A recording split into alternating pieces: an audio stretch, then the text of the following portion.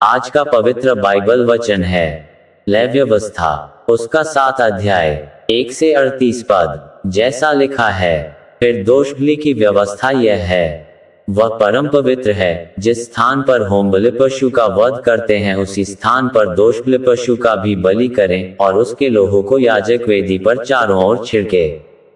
और वह उसमें की सब चर्बी को चढ़ाए, अर्थात उसकी मोटी पूंछ को, और जिस चर्बी से अंतड़ियां ढपी रहती हैं वह भी, और दोनों गुर्दे और जो चर्बी उनके ऊपर और कमर के पास रहती है, और गुर्दों समेत कलेजे के ऊपर की झिल्ली, इन सबों को वह अलग करे, और याजक इन्हें वेदी पर यहोवा के लिए हवन करे, तब वह दोषबलि होगा। याजकों में के सब पुरुष उसमें से खा सकते हैं, वह किसी पवित्र स्थान में खाया जाए, क्योंकि वह परम पवित्र है। जैसा पाप बलि है वैसा ही दोषबलि भी है, उन दोनों की एक ही व्यवस्था है। जो याजक उन बलियों को चढ़ा के प्रायश्चित करे वही उन वस्तुओं को ले ले। और जो याजक किसी के लिए होम बलि को चढ़ाए उस होम बलि पशु की खाल को वही याजक ले ले।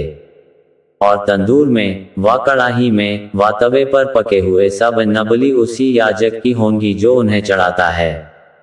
और सब अन्न बलि, जो चाहे तेल से सने हुए हों चाहे रूखे हों, वे हारून के सब पुत्रों को एक समान मिले। और मेल बलि की जिसे कोई यहोवा के लिए चढ़ाए व्यवस्था यह है, यदि वह उसे धन्यवाद के लिए चढ़ाए तो धन्यवाद बलि के साथ तेल से सने हुए अख़मीरी फुलके, और तेल से चुपड़ी हुई अख़मीरी फुलके, और तेल से चुपड़ी हुई अख़मीरी रोटियां, और तेल से सने हुए मैदे के फुलके तेल से तर चढ़ाए। और वह अपने धन्यवाद वाले मेल बलि के साथ अख़मीरी रोटियां भी चढ़ाए। और ऐसे एक एक चढ़ावे में से वह एक एक रोटी यहोवा को उठाने की भेंट करके चढ़ाए, वह मेलबलि के लोहू के छिड़कने वाले याजक की होगी।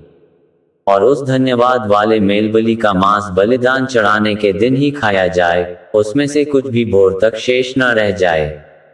पर यदि उसके बलिदान का चढ़ावा मन्नत का व स्वेच्छा का हो, तो उस बलिदान को जिस दिन वह चढ़ाया जाए उसी दिन वह खाया जाए, और उसमें से जो शेष रह जाए वह दूसरे दिन भी खाया जाए। परंतु जो कुछ बलिदान के मांस में से तीसरे दिन तक रह जाए वह आग में जला दिया जाए।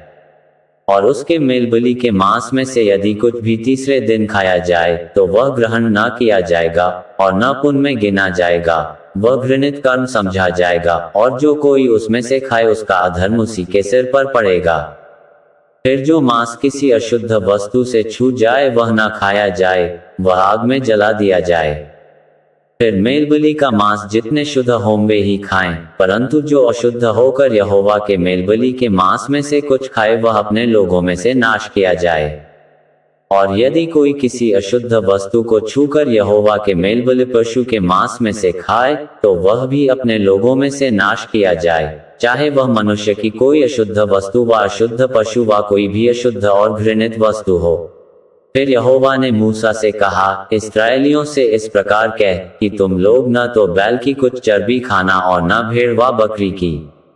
और जो पशु स्वयं मर जाए और जो दूसरे पशु से फाड़ा जाए उसकी चर्बी और काम में लाना, परंतु उसे किसी प्रकार से खाना नहीं। जो कोई ऐसे पशु की चर्बी खाएगा जिसमें से लोग कुछ यहोवा के लिए हवन करके चढ़ाया करते हैं, वह खाने वाला अपने लोगों में से नाश किया जाएगा। और तुम अपने घर में किसी भांति का लोहू, चाहे पक्षी का चाहे पशु का हो, ना खाना। हर एक प्राणी जो किसी भांति का लोहू खाएगा वह अपने लोगों में से नाश किया जाएगा। फिर यहोवा ने मूसा से कहा, इस्राएलियों से इस प्रकार कह कि जो यहोवा के लिए मेलबलि चढ़ाए वह उसी मेलबलि में से यहोवा के पास भेंट ले आए। वह अपने ही हाथों से यहोवा के हव्य को, अर्थात छाती समेत चर्बी को ले आए, कि छाती हिलाने की भेंट करके यहोवा के सामने हिलाई जाए। और याजक चर्बी को तो वेदी पर जलाए, परंतु छाती हारून और उसके पुत्रों की होगी। फिर तुम अपने मेलबलियों में से दाहिनी जांघ को भी उठाने की भेंट करके याजक को देना। हारून के पुत्रों में से जो मेलबलि के लोहू और चर्बी को चढ़ाए दाहिनी जांघ उसी का भाग होगा। क्योंकि इस्राएलियों के मेलबलियों में से हिलाने की भेंट की छाती और उठाने की भेंट की जांघ को लेकर मैंने याजक हारून और उसके पुत्रों को दिया है कि यह सर्वदा इस्राएलियों की ओर से उनका हक बना रहे। जिस दिन हारून और उसके पुत्र यहोवा के समीप याजक पद के लिए आए गए, उसी दिन यहोवा के हव्यों में से उनका यही अभिषेक भाग ठहराया गया, अर्थात जिस दिन यहोवा ने उसका अभिषेक किया उसी दिन उसने आज्ञा दी कि उनको इस्राएलियों की ओर से यही भाग नित मिला करें। उनकी पीढ़ी पीढ़ी के लिए उनका यही हक ठहराया गया।